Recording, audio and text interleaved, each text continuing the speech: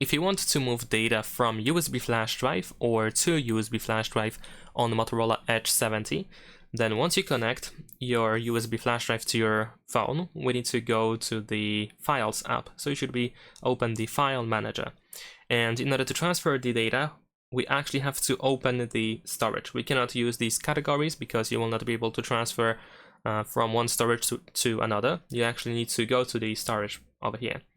So in this case, let's say we want to transfer something from our phone to USB flash drive. So we need to go to the internal storage, go to these folders. We need to locate our file, of course, or files that we want to transfer.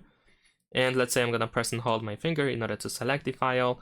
And let's select a couple of different files in here. So once I select everything that I want to transfer, I can tap on these three dots in the upper right corner.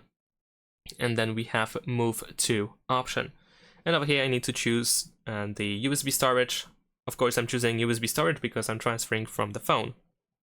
So I select this option, and then I need to choose where I want to save it on the USB storage. So let's say I'm gonna move files over here, and then we just need to wait for these files to be transferred.